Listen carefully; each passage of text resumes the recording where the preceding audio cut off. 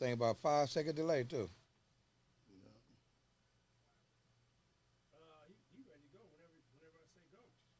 Oh, that's Bilal. That's cocaine, brother Bilal. That's Yeah, Bilal. Yeah, I remember Bilal when I Oh, what up, Bilal? yeah, when we did the Snoop party. Yeah. Remember? And I was inviting the promoters and Bilal, me and Yeah. Bilal talk. That's cocaine, big Cocaine bro. brother. Yeah, real promoter. What up, Bilal?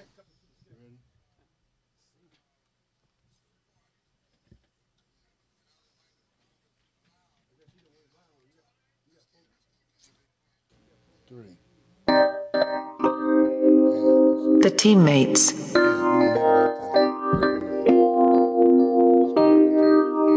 Partner gonna be mad.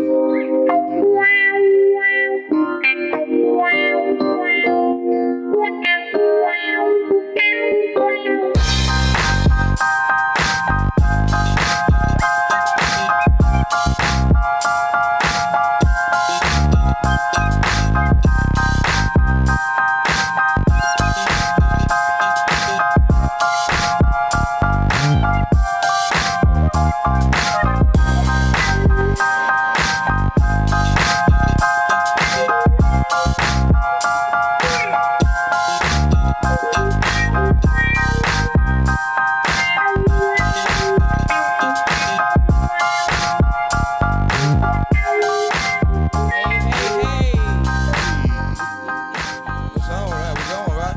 Yeah, we on. Made for a Boss TV, y'all. Made for a Boss TV. Boss Work Media. Welcome, y'all. Welcome. A little technical difficulties, but it ain't gonna stop us. It's your girl, Nikki, the influencer, inside of the Boss Work Media studio with Made for a Boss TV. Who we got here today? Hey, and it's your boy Fats, the big fella. And guess what, y'all? We got a special guest in here today. So you guys gather around the TV. I want y'all to check this out. We got Q-Bone, the chef, the entrepreneur, All that. the philanthropist, All that. the advocate. All that. You feel me? The big homie. All that. You feel me? Yeah. Q-Bone. Grandfather and uncle. Yeah, we got sir. Q-Bone in the building. We y'all. got Yes, indeed. Q-Bone in the building, thank you. y'all. Hello, man. How I you doing, appreciate Bone, it. man? Thank you for Hey, pulling man. up, man. We appreciate man. you. Yes, thank Hey, you. It's a Hey, pleasure now to say meet you. now, man. I feel like Stevie Wonder, man. I can't see you, but I feel you. There we go. Well, we can see you now. I like Ray Charles, man. I'm going to sing to his end. Ain't it over to this over. I know that's right. Great energy in the house, y'all. That's So what I I'm really appreciate you coming through. Yeah, we really appreciate you coming in, Hey, Bone. let's go, Thank you. man. Come on, man. I'm going to Yeah, stay man, in. we're going to dig Come in a on. little bit today. Okay, man. We're going to get to know Q-Bone. Well, gonna Fat Red, start- one thing about Fat Red, boy, you know me and I know you. Let's go. It's going to be a good Let's convo. give it to him, man. Let's Good give it to convo. him. Let's go. Let's give it to them how they want it. Yes, sir. We're going to dive right on in. So Dive right on in. we're going to start with the young Q-Bone. Tell us a little bit about who you are coming up, your mother, father. That's very important, who they were and what they were to the community of Los Angeles. First of all, you're from L.A., South Central LA, low bottom, the east side. but you're a California kid. You stumped the whole state of California. I'm from the Golden Coast. You know? Yeah. California Bear. Yeah, where the gold came, the gold rush. Yeah, tell us about you coming up, Bone. What was Bone like coming up man, in L.A.? Man, it was beautiful. I ain't gonna lie. Growing up on 47th to San Pedro, man, South Central LA. I grew up in South Park in 1964. My mother was 15 years old when she had me. She brought me home, and I stayed with my great-grandmother at that time. From that point forward, I stayed with my great-grandmother. And my mother lived in the same house, my family, all of them. So from that point on, when I decided to realize what was going on around me, like 5 years old, I called my mother by her real name, Beverly, Okay, because I thought my mother was my sister. right. And I thought my great-grandmother was my mother, Okay, Big Mama. right. That's when. That's what, see, you got to realize today, Big Mamas was the grandmamas, the great-grandmamas that raised us. Because we're the product of the late 60s and the early 70s. I'm a product of that. You know, well, I was born in 64, 65, the rise started. My mom and dad, my mom was 15, my dad was 17. And Barry White, South Park Businessmans was the gang. Slausons and Gladiators, Roman Pearl. So not to cut you off, but so this was before the Crips. Yeah, this is 1964. I was born. Before the Raymond Washington. Yeah, that's 69. I was only 4 years old when Raymond Washington started the Crips. Okay. I was 4 years old. But the history that I come from with my mama and my daddy, it's significant because before Raymond Washington started about the Crips, the gangs in L.A. was Businessman and Slaughters, which one that my mama and daddy helped start. My mama started a girls' club called El Social Playgirls, which was the Cripplets to us today. Right. The businessman, it was El Social Playgirls. Right. And the Pink Ladies, right? Now I asked Mom, why y'all started Pink Ladies? She said because we was pouring lemonade and gin. And they called it Pink Ladies. Yeah, Right. they called it Pink Ladies. So Got they it. started an organization on that. And then the riot started on 65, which was between my uncle, Okay. Alan Porter. Right. Police pulled him over. The reason why they called it the Watts riot because, 92nd and Central, they pulled my uncle over. That's the borderline between South Central and Watts. Got you. 92nd, a little split. Got you. They put him over right there. And they took him out of the car and they socked him out. And it blew up. The car. No, the whole Watts Situation. riot started. That's from what that started the Watts situation. riot. Like the fast forward, Rodney King started from Rudy Florence. Watts riot started from that situation. From that situation right there, my uncle. Okay. And so it trickled down to Watts. It trickled down to Central Avenue, all the way on up to South Park. Was the Watts riot as devastating as the LA riot? As far as Yes, impact? yes. Very, very devastating because, back then, what people think we living in poverty, coming from down south, moving west from Texas, Louisiana. That was mostly Little Rock, Arkansas. Coming to California, we migrated to South Central in the 1940s, in the 50s. In the 60s, we was set in stone. Right. That's when Central Avenue. Right. Watch the projects. Because, when the blacks came here, they couldn't take the train downtown. They let them off at the projects. I didn't know that. Yeah, the Nicholson Gardens, the Jordan Down, because there was really military barracks that made it for the veterans. Yes. But when we started moving to west, they had to find places us. Oh, they locked us right then and there. I didn't know And that then either. we came out them projects to move Compton Avenue, Central Avenue, Main, Broadway, Okay. the 110 freeway. That was it. Figueroa was white folks all the way on up to Crenshaw, all the way on to La Brea, La Cienega, Baldwin Hill. Them was all white folks and Asians. Really? Wasn't no blacks over there, period, in 1960s. 1970s, they just started. Compton was all white, too. 1972, 71, the blacks just started migrating to like Western Avenue. And then they started moving to Baldwin Hills, so the whites started moving out. In the late Compton early was all 70s. white too in the 60s. Compton was all whites. Man, if you look at the movie called, it's a movie out with the black family that moved out here to Compton then, and they was racist. That's when the Spook Hunters, which lived in Huntington Park and Compton. When my family moved out here, and the businessmen's, their ops wasn't each other. It was the Spook Hunters that was in Huntington Park, and the Spook Hunters moved the Hispanics to what we know today as East L.A. The Spook Hunters. The spook. Yeah. You talking about the Sinners movie? That's actually the police. No, they're white folks that were chasing Yeah, black they folks. was They kinda spook sound hunters. They was like hunting that. us. They call themselves the Spook They was a Hunters. gang. Yeah. It was a gang. It was a gang of white boys in Compton, Huntington Park, and South Central. We know it back then. When they brought us here in the projects in Compton, that's when we started facing our racism here in California from the Spook Hunters, not the Ku Klux Klan. It was a gang called the Spook Hunters. Wow. Remember the Mexican gang was the Zoo Suits. Right. So they moved them from out of Huntington Park too and moved them to East LA by General Hospital. Right. Boyle Heights. See, where we at from the east side of LA, that's not the East LA, that's the east side of South Central LA. Right. It stops at Alameda. Right. Everything from Alameda to East LA is residential. I mean, corporate, incorporated, what they call it today. Industrial. You know what I'm saying? So when we raised up off of that, so when the Crips started in 69, you got to realize the Avenue Boys, remember over there by the Swans? Craig Monson and Craig Munson. all them. Remember, they didn't want Raymond to be a part of them because Raymond was arrogant and Raymond was vicious with the Avenues. So he said, remember, he walked out the alley and told Craig Munson, I'm going to start a gang of my own. Watch. So he went and started the Crips at Fremont, right there by Fremont, on 70 in San Pedro. Fremont High School. That's the start of the Crips. Now, that's reigned 69, 70, 71, 72. 76, I'm 12 years old. I'm going to Carver, junior high. So I know all the gang members, everybody started and all that, East Side Crips and all that, Baby Crips is up. I was going to kiss myself a Baby Crip because the leader of the Avalon Crips, the four trades, Avalon Crips, lived the next door to me. Right. Because the businessman's hung in my house. Barry White used to cook eggs and get my mom in trouble.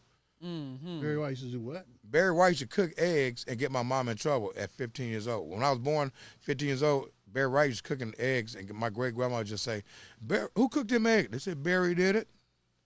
You got to realize Barry was a stronghold in our community, not because his singing, but his voice.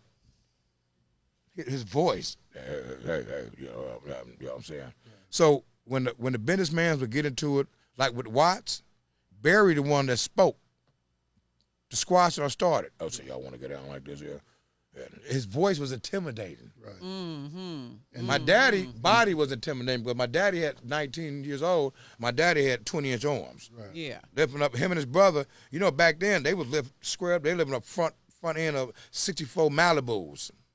You know, they lifting up the front end like they putting the mama on the plate. Hey, sit down here, and lifting up like this here, taking pictures. That's crazy. That was before Tookie was. See, Tookie came off of my dad. My daddy was one influence of Tookie lifting weight. He'll tell, rest in peace, but he was one influences because my daddy helped the Crips start because he gave Raymond Washington, Tookie, them a boost of morale. My Uncle Shaky, my Uncle Cartoon, you know, all the businessmen and the Slauses, they end up being BGFs. Okay. You feel me? Yeah. So when we start cripping, we rebelled against them because when Raymond Washington said, I'm going to start my own gang. And we ain't going to follow y'all procedure or pursue. Remember when the Watch Wide happened, that's when the gang stopped. The businessmen and Slauson stopped because the Black Panthers came from Oakland down to South Central L.A. They sure did. Geronimo Pratt did and told them this is what y'all finna do. And we tried that for 4 years. Right. From 65, 66, 67, 68, wasn't no gang. It was peace. It was a black movement in L.A. Black Panthers came. And then 69, when Raymond Washington started the Crips, and then 72, that's when that's when the dude got robbed for the leather jacket, whatever. The long table was over. It wasn't Bloods. It was Brims, Outlaws, Crips. Pyrus? The Pyrus started. When the Pyrus started as Crip then, remember? Right. So it was only them 4 gangs. Then when the Crips robbed the dude over there, so the Pyrus, the Brims, the Outlaws, they decided they're going to say, we're going to go on the blood banner. So let me back up a little bit. So when you say when the Crips rob, are you speaking about the guy, Robert Bilal, I believe his name is, at the Palladium? They robbed him for a leather coat? Yeah. Okay. That's where it started at. That's where it started at. That's when people stopped trusting Crips. Yeah. That's what people, they used to rob, went renegade. Because Crips were robbing for leather jackets at that time. It was a big thing to rob. But that's all. That's the only thing they were, leather jackets and Levi's. And really the Outlaws in the 20s, back in the 60s, when they fought the businessmen and the Slauson and all that, they the one who wore the Levi's with the big cuff. Right. So it was only Levi's with big cuff, Biscuits, Romeos, Stacey Adams, and leather jackets. And a gangster hat with a hairnet. Right. A trench coat. Because, we're doing that. They called them straight coats. Straight coats. Yeah. With the 12 gauge under it. Yeah. Heck yeah. Hell, London Fog. My ass, yeah. London Fog. Okay, so we're going to move up a little bit, right? So now, during this time, Bones growing up, so we're going to move up a little bit. What made you, as you got older in your teenage year, what year or how old were you when you actually started getting affiliated with these street gangs? Well, like I say, and is that was something that you wanted to do, or were you convinced to do it? Like what created Q-Bone? When I graduated from elementary, 11 years old, from Main Street, and I went to Carver Junior High, right? At that time, the Crips was blowing up, but they had segregated from just Crips. They went to 5 trades, 5 deuces, 4 trades. Then you had 5 deuce villains. You had Pueblo Bishops, Outlaws still running down. They 20 Bloods now. I didn't join the gang then. I don't have to. I didn't want to. Right. I seen what my dad went through. These are my friends, though. Right. And I know what we're doing right now. Right. That ain't me. And it ain't your thing. I'm playing baseball, South Park. Right. I'm looking to be a pro baseball player. I'm watching Darryl Strawberry, Eric Davis, Whitey. Reggie Jackson. All of them playing ball to my park. Van Ness Park was our worst enemies. and Bethune Park. They had the best baseball team. We had the best. They was better than us. No, they wasn't. But when I went to Carver, I started hanging with Pueblos, Villains, folk trades, which we already hanging with, fire trades. You know, because once you go to junior high, you with other communities now. You're not just in your elementary, you're in your community. Right. When you go to junior high, now you got 4 communities coming to one school, 7th, 8th, and 9th grade. Well, no, 10th, 7th, and 9th, right? Then when you go to high school, you got 4, 5 communities who coming to the high school.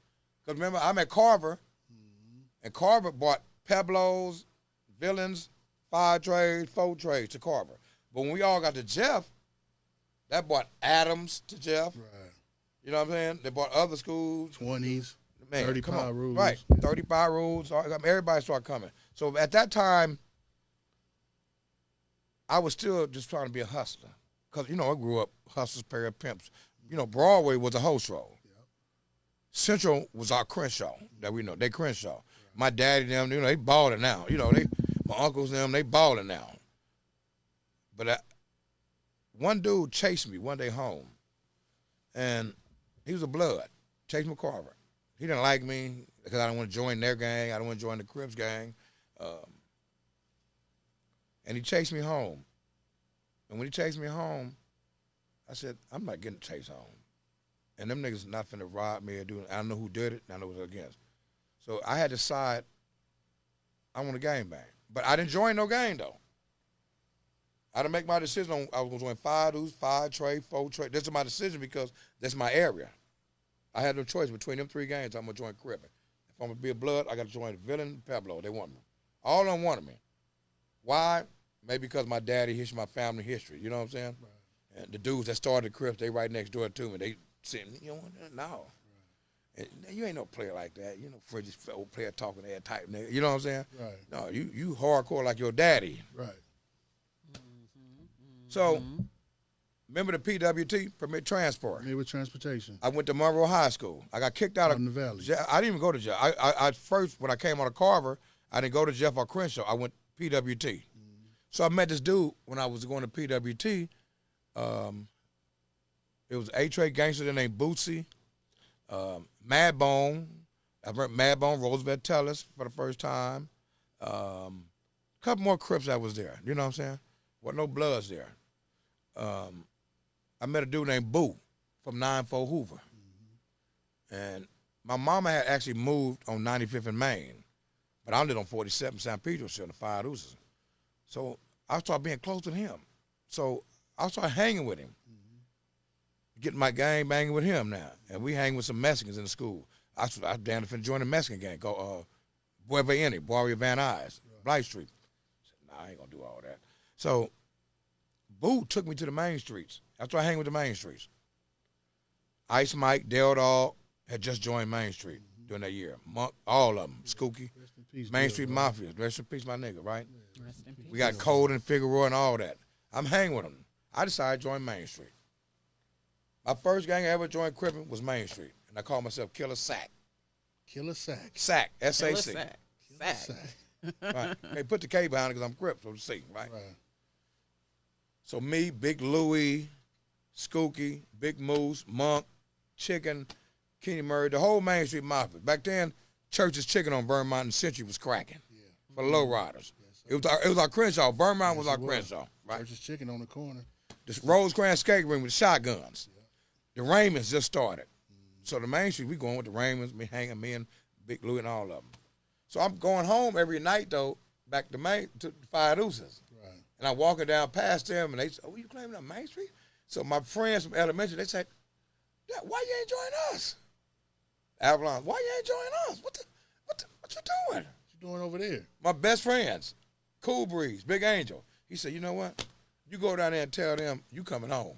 You flipping fight. Get that. You home, bro. Come on. For real? So I went to the Main Streets, and I told them, and Monk and Skookie, Big Louie. Let me just say this real quick. Ice Mike. How old were you at this time? I was 15. Still a teenager. About 15. 15 years old. A lot of information. 15 years old. Yeah. Yeah, at 15. You had at 15. You know what I'm saying? Mm-hmm. And then I told them, and they decided, okay, we get a good bone. Go there. I changed my name to Q-Bone. Oh, that's where What Cubone come in. What made you at. like the name Cubone?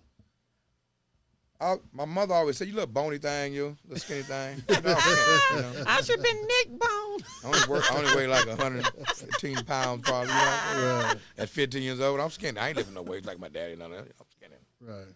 So I like, dang, I should be bony bone. I said, no, I ain't do nothing. You know, it's always a T-bone, J-bone, T-bone, all the S-bone, all them. And my name ain't Quincy, and I sure ain't quiet, so the Q didn't come from that, right? I thought of Q-bone. I said, I'm going to name myself Bone, but I got to put some prestige in my shit. That's why I'm doing this cripping, right? I said quality and quantity, Q-bone. Q. I'm That's quality and what quantity on I the never bone. knew that. So that's where Quality the and Q comes. quantity on the bone. Okay. It's meat on the bone. That's quality on the bone right now. That's what's So now I'm 5 who's cripped out. It's all full-fledged now. Tattoo, first tattoo with the 5 who's on my neck. I'll get to show you about them Broadway. Tattoo right here, 5. First tattoos. Then I put the big old 5-2 on my hand, put cuz right here, cover up now. No pictures nowhere, all gang tattoos. Spelled out. Back arms, everything. You know, and You all in now. all in now. So I get kicked out of the Valley School. Monroe, Van Nuys, I got kicked out of there. Fucking with my nigga Chew from West Boulevard, Booth from 94 Main Street, Boosie from A-Trade Gangsters, Madbone from A-Trade Gangster, Seymour from A-Trade Gangster, and my nigga Barney from Swans that came and started Valley Swans in the Van Nuys. Sure did have Valley Swan. And I got to fight at Monroe High with a whole bunch of bleacher square niggas. And the Bloods came and helped me. They helped me like I'm a what nigga hit me in the head with a radio boy. Hey, I blacked out and woke up. I wiped my face. I ran back in the beach. We was brawling. But the Bloods helped me. That's when I learned to respect the dime moves. I like this. Wait a minute, this ain't supposed to be like this here. But this is my first start year cripping though. Yeah. So yeah. it wasn't. you already I realized- never hated the Blood. I hated who hated me, basically. So at a young age and at a young start in That's all in the 15 years gang- old though. in the gang world, you learned that hey, maybe these dudes ain't my enemies. No. This is what you thinking. Like these dudes just helped me. Probably could have got killed out here. And these dudes had my back no matter, even though I was a Crip. Man came to the bus and said, "You want this?" A pump, right? I said, "Oh heck no, man! I'm gonna go to jail if I go out there and do this to these people that did to me. I'm gonna get them though." So I came back to school the next day at Monroe High. I got kicked out. I came back with a trench coat on, some Romeos, with overalls, starched up, pinned down. And then I was riding bikes, BMX though. That's my hobby. I rode BMX. Tom Woodworks on Jefferson by USC. So I used to ride my bikes. So I bought a fork, the fork to school, with my front tire to buff it out of my metal shop class, right? So I had it in my trench coat. So when I came to the school, I came in the morning, you get off school, the bus, you come into the little breakfast thing. I had it in my coat. They thought I had a shotgun. And the dude that jumped on me the day before, they seen that. They took off running. I was just going to say they took off So running. I used that as intimidation. I raised my arm up, right? Hey, whole bleachers running in. Police come and hey, I ain't no gun, sir, fork, sir. So I'm taking to my class, a buff. I don't know what they were thinking. But they said, nah, you're intimidation. You got to go. Yeah. Kicking me out. So I ended up going to Crenshaw. Checking the Crenshaw. So that's when it became 1980. 1980, Crenshaw. September 1980. I checked in the Crenshaw after the summertime. And Was Ice-T there then? no, Ice-T was living on 41st and Western, hanging with Big Phil. Big Phil was a kid. Ice-T was older. He Whitey's age. My big homies. Yeah. Ice-T was the player, the hustler. He was a hustler then. But that's when Colors came out. So I realized this is 80. So I go to Crenshaw. And this is when I linked with my cousin, Crip Cal from 60s. And Hucklebuck. And Monster Ken. Yeah, my boys. So I take them to my hood. Now I'm a gangster car. Ain't no car, I'm a gangster Crip. They just started their war with A-Trade Gangsters during the time I started with 5 Broadway. Right. So I hooked up with the 60s and brought them to us, and that's when it turned 5 wherever we do, 6 wherever we go. But in that process, I'm going to all the hoods. I'm bringing my homies out of being prone to ourselves, conservative gang, because we a small gang. But we vicious. No, we going out to other hood. I'm taking this. Y'all got me here. Now I'm finna go out in the world. I'm going to other hood. So I linked up with the 6-0s, and then I linked up with the Harlems, with Trey, Big Mel, Kilowatt, Crazy Keith, Time Bomb, Baby Bruh, Cadillac Jim, Dwayne Capers was dating my cousin Felicia, Big Perv, Ray Dog, my cousin, Felicia's brother. This is my family though. So now we clicking. I'm bringing my family. Schoolyards. Me and Fat Dog, when I started them up. Big Tim just logged in too. What, Big Tim? What's up with you? Cornegay. Huh? Cornegay. Big Tim. Oh yeah, Tim. At Tim. He just logged in. Yeah, right now. yeah. He You know, watching right now. Them. You know, that was our days. You know, that was our days. It was 5 every do 6 we going 30 is all I know back then. But we was able to walk from my hood to the 60s and to the 30s. Then Trey was driving the school bus, right? The school at a van, Remember the van, little van, but not the retarded bus, but the van bus. Right. And he'll pick us up sometime when he off a little break before we pick up the kids. He'll take us to the community and stuff. And back then, you know, we was shopping at Bell Sales on Vermont and King. Vermont and King, Bell Sale. Or you went on Chicago's on Vermont and Manchester. Yep. And if you wanted the skull beanies with the gray streets with the polo T-shirts, you went to Greenleaf on State Street. Right. You know. Yeah. So and all this is 1980. Right. So we gonna what you got for Nikki? We gonna move forward a little bit. Yeah, we're just gonna move forward a little bit. We're gonna give some shouts out to our sponsors. We're gonna take a quick break, give shouts out to the sponsors, and then I'm gonna come back and ask you a few questions. Hello. All right. Hello. We got Big Cubone in the building, y'all. All the time. Y'all stay tuned. We got the shot caller coming up, man. Y'all stay tuned. Stay logged in.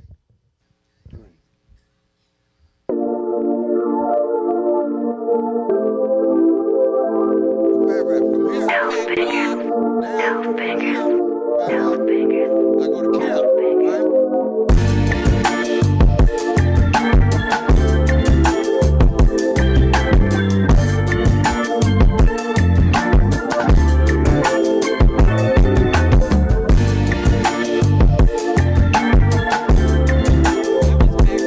With print designs, you can find him on Facebook underneath Mac Block for all your printing Mac needs. Block, y'all. Tap That's in my with boy, Mac Mac Block. Block. Mac Block. Mac Block. Tap in with Mac Didn't Block, this place y'all. burned down or something at one time? It did. He sure is did. hustling hard. My bro is hustling hard. Yeah, respect You know to what Mac I mean? Block. I Shout out feel- Mac Block, y'all. Yeah, shout out Mac Block. Shout out Mac He Block. supports Made for a Boss TV. You should too. Then we're going to give a shout out to Roof Lab. Roof Labs, y'all. Yeah, we'll play that video later on the next. Yeah, y'all want to see this video because Who's Lab? That's a group.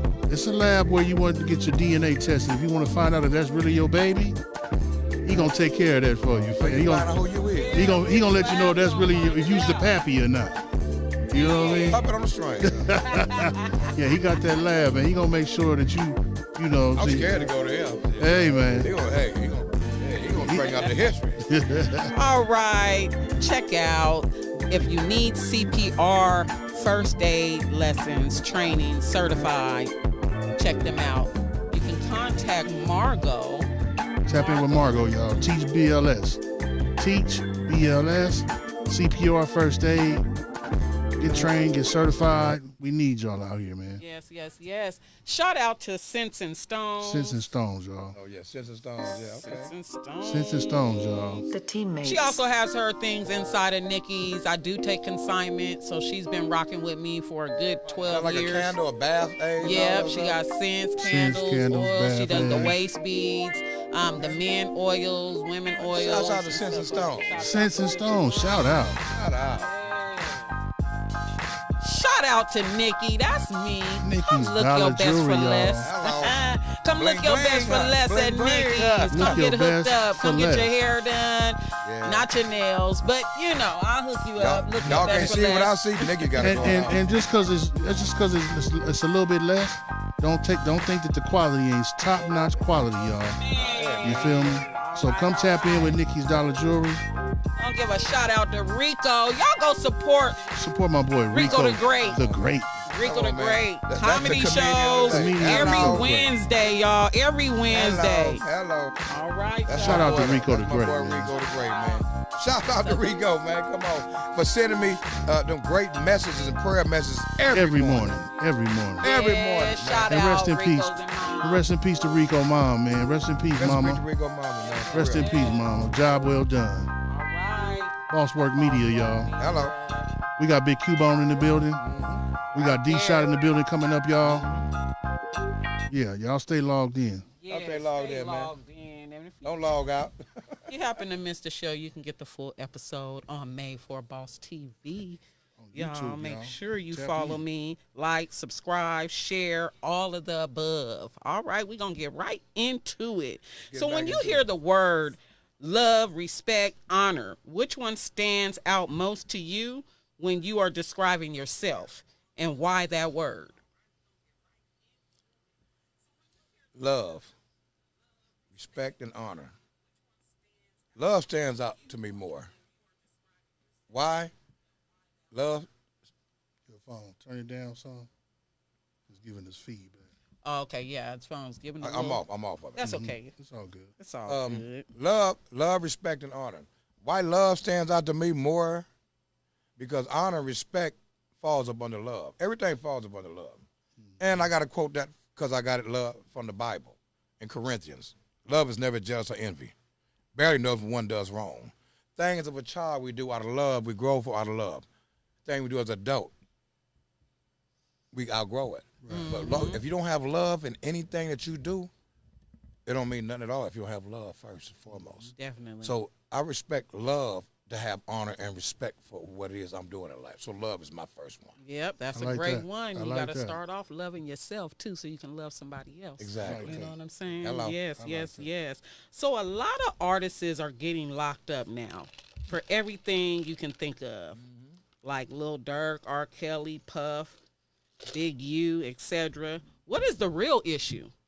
Why does the success curve criminal impulse? But first of all, you got to look at this here. You know, when you giving people money, a contract for a lifestyle that was not meant for you to get legalized money off of. You got to realize we play on a devil's playground. And we get money out the mud or the dirt, how you want to put it. And we know how we get it, how we got it. Best kept secrets one never told. Gangsters move in silence. So when they take that gangsters not moving in silence no more, and they took it to the rap community and start exploiting themselves, the lifestyle, to where it's become a household name, and you got sex and money and violence sells. So y'all selling the violence, but now y'all really selling to where you get involved with levels of money. It's levels to this shit that we didn't take it to. See, we took rap and just to go to parties and talk about it when Curtis Blow came out. What you gonna do when you get out of jail? I'm gonna, I used to say it, I ain't gonna say it now, but I used to say it, you know what I'm saying? Yeah. But it wasn't for the money. These rappers nowadays is going to jail right there because you know what? They tell on themselves. Because the system has put laws out.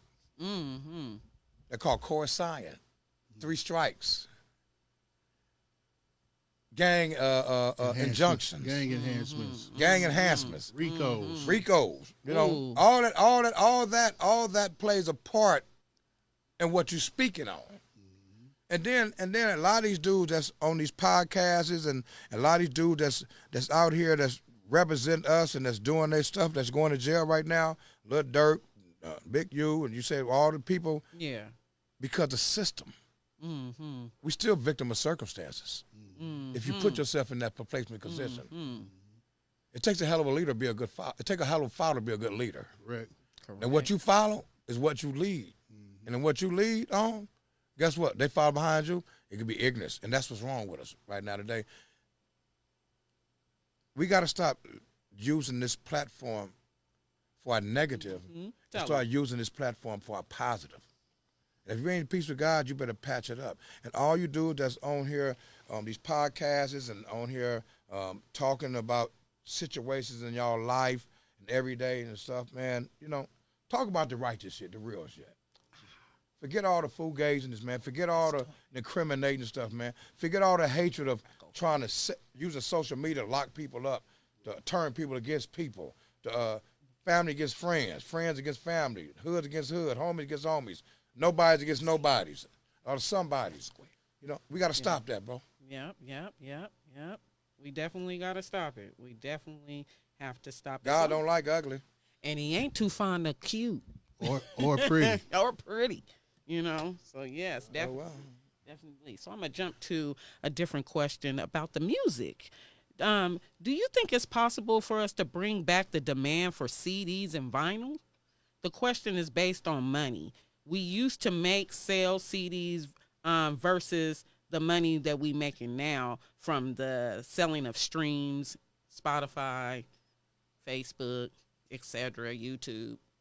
What you think about bringing CDs and vinyl back? Well, when I got into music in 1996 with Mystical, that was my first artist. I was a road man for Mystical, Shake It Fast, Danger. CDs was highly rated. It was like $18 a CD. The artist make $1.05 if he was hot. If he wasn't, he'd make 30 cents. D-Shop probably can tell you more than I can tell you on that part. But back then, the CDs was hot. Yeah. Street marketing was hot. You know, smear campaign, all that stuff. You know what I mean? Was going on. DJ Minus was one of my favorite. He brought me to the music game. But to say that part, vinyl is gonna always sell because vinyl's classic. Mm-hmm. You know what I mean? It's classic. Albums. They don't know nothing about it. It's classic. Classic. CDs right now can't come back out because they're plastic, they're hard. The pockets ain't gonna even carry. Mm-hmm. Your backpack, your little fanny pack, they ain't gonna carry no CD. They ain't gonna carry no CDs. Now they carry a little memory stick. Oh, yeah. Memory stick. But that's digital still. You know what I'm saying? But classic vinyls and CD, I go with vinyl. Go with the vinyl. I go with vinyl. I like vinyl because of the sound. Man, yeah. Analog sound. Analog sound. Yeah, real clear. Yeah, it was real clear. Analog CD, vinyl and tape. Sounds better than anything. Digital Remember? is cool. 45s and 33s. 33 and a third. I guess, I mean, that bringing the stuff back, because it seems like today with all the streams and stuff, it's like the artists are not able to make the money like they used to because everything's online. I really don't know how that works. I seen a thing a couple months ago where Universal is actually talking about bringing back CDs and tapes. They want to go back to the old way of doing records because streaming is not working. It's not really. Well, you know, streaming. Say you got an album out. I don't have to buy your album. I can buy just one song for $1. Right. CDs, you're gonna buy that CD, Right. $18. Right. Or you're gonna buy that single CD for what, $8, $5. Well, also what it took away was it took the hand-to-hand business away from each other. That part. And you don't have to physically have that item anymore. Period. You know what I'm saying? Yeah. It took that away. Like the pictures in our phone. Right. We don't physically if have iTunes go down, your music is gone. And now they leasing your music for 3 years to give you money up front. Right. Leasing it set over in Europe or something, you can make some money. Yeah. You know what I mean? Producers probably making more money right now than rappers. Way more. Rappers only making money off shows. Right. Unless you just that hot where you really out there. And you young rappers that's out here right now, that's another thing. You young rappers that's coming up in the game and y'all trying to change our image, you have to because it's not about the drill, the gunplay, the pointing the finger. You're a liability now, and they're not going to give you no shows. Okay. You're a liability now. They're not going to give you no shows. Right. No, because it costs too much insurance money just to You're a liability. to get the bill, yeah. Who going to hire you to do a liability? No.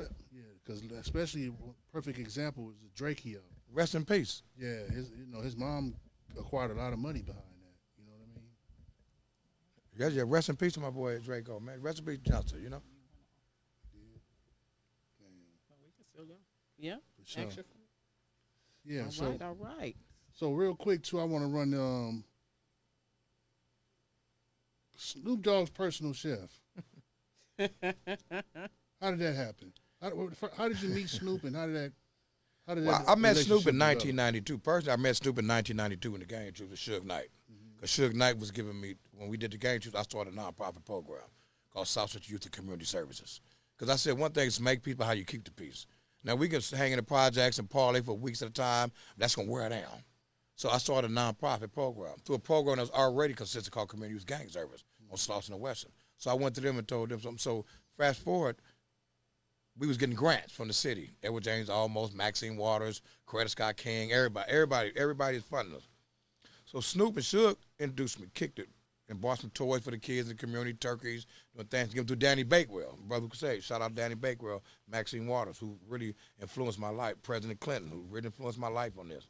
So fast forward, I had moved to the Bay Area in 2014, 13, and now Facebook had just came out. Right. So I didn't have nothing to do. I kind of reside off the road, mystical, went to jail, reside all that. So I was just really focusing on myself now, my own business, and which is great. My brother played for the 49ers, signed to the 49 2008, 13, he stopped, but I still moved to the Bay. So I'm cooking just for fun. Never been a chef, never sold a plate, never wanted to be nothing but more. I just love to cook. Right. I would take my nigga P-Dog house, Matrix Gangster. I would go to his house and take over his parties, look in his refrigerator and get food, and I start cooking. I didn't eat. Right. So I started cooking for the fun. So Snoop Dogg happened to log in on my Facebook page one day while I'm up here cooking. He said, Bone, that food looking good. I know you can cook, too, because I cooked for him one time before, me and Uncle Junebug, at his house. That's out on the humble. Like I said, I went in the refrigerator, started cooking, baked some chicken for him. He said, oh, that shit good. So he seen me cooking up here. He said, man, I need you to be my personal chef on the road. And that was 216 for the How to West 1 tour. Okay. With him, the game just came out. Right.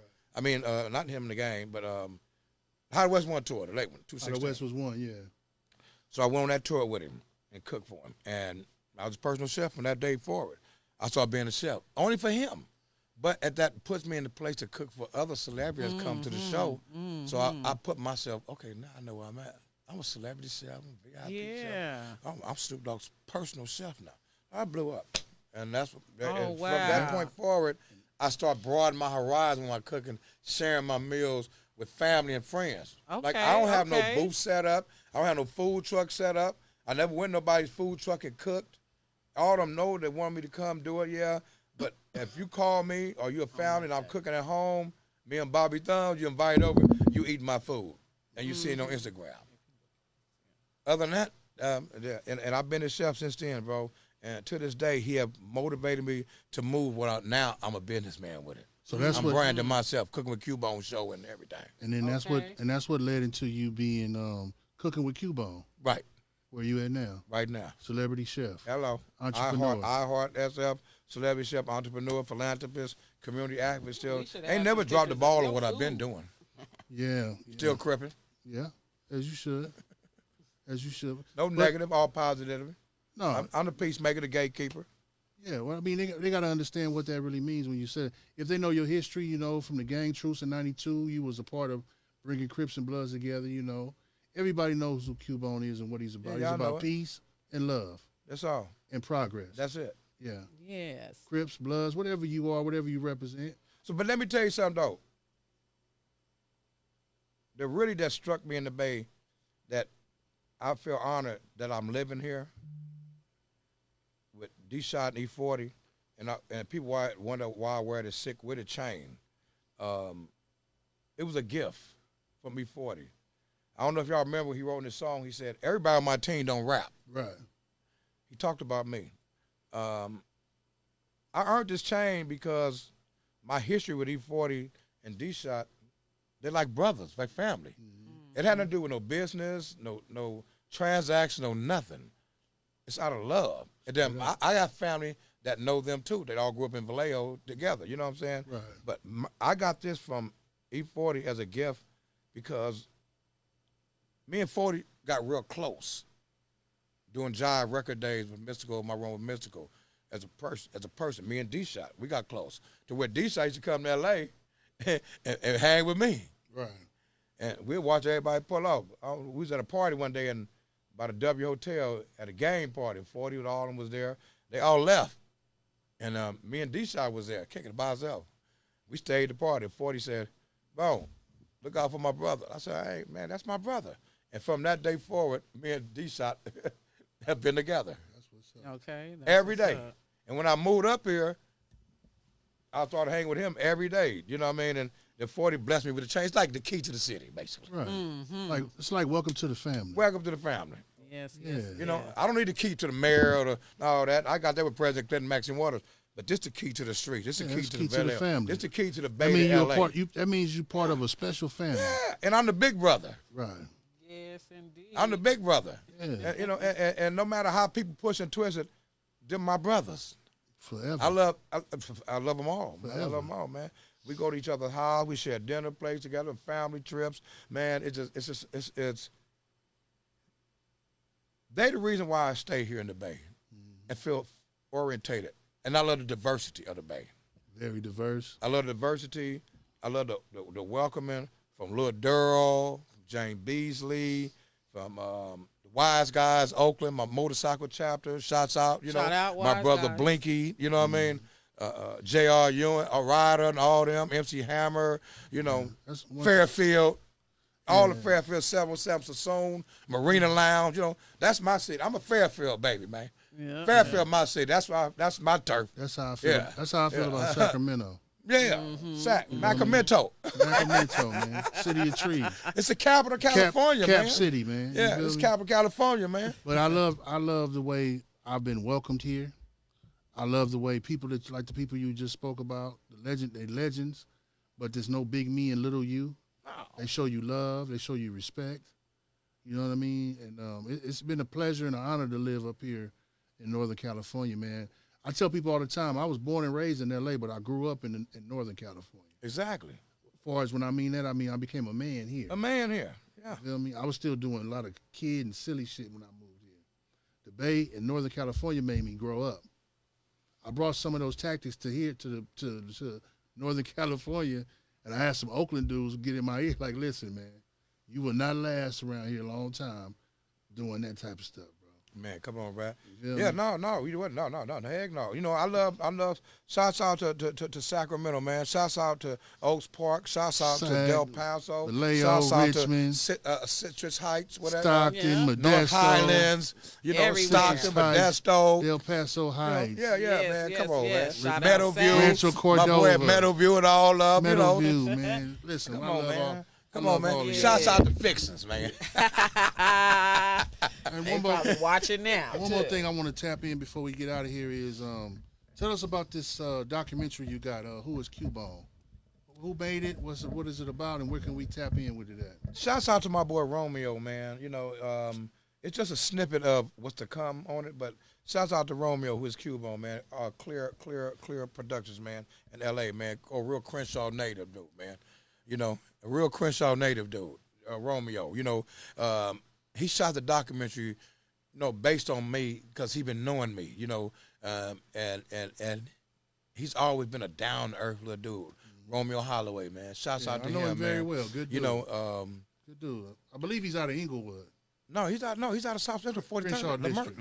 Lemur Park. Yeah, he's up in that area. Daddy Dave's now. Yeah, Okay. yeah. That's Daddy Dave's now. You know, Yeah. Lemur Park. So he has a company called Clear Planet. He just did a video for the homeless dude. The rap dude, the homeless dude. He took it and put some clothes on him. Yeah. That's a nice video, man. It is. You know what I mean? But yeah, shouts out to Romeo because look forward to Cooking with Cubone. Who is Cubone? I'm on an LA reality series finna come out in June. We start filming next month. Yeah. iHeart San Francisco, you know, IS, you know, hey man, I'm a part of a lot of good things coming to our community, bro. That's what's up. Let everybody know once again where they can find you at, where they can locate you at. Where can we find Cubone at? What's your social medias, man? Give it In to the us. streets, no, I'm just playing the street. Find me on the block. No, find me Big Cubone 52 at Instagram. Big Cubone on all platforms. Just type it in. Hashtag Snoop Dogg Personal Chef. That'll lead you to anything you want. Shit. Call Fat Rat. Call Nikki. Y'all find me on Boss Media. Call my cousin Mo. Hello. You gotta give Mo Days a shout out, man. My cousin Mo's a workaholic, man. I ain't gonna lie, man. A lot of people don't give Mo his flowers and colors for what he really do. But I can tell you one thing. Me, him, and D-Side, man, we on a mission, man. And one thing about my cousin Mo, man, I can say, man, he gonna make sure we get here where we gotta go, man. And he pushed the issue.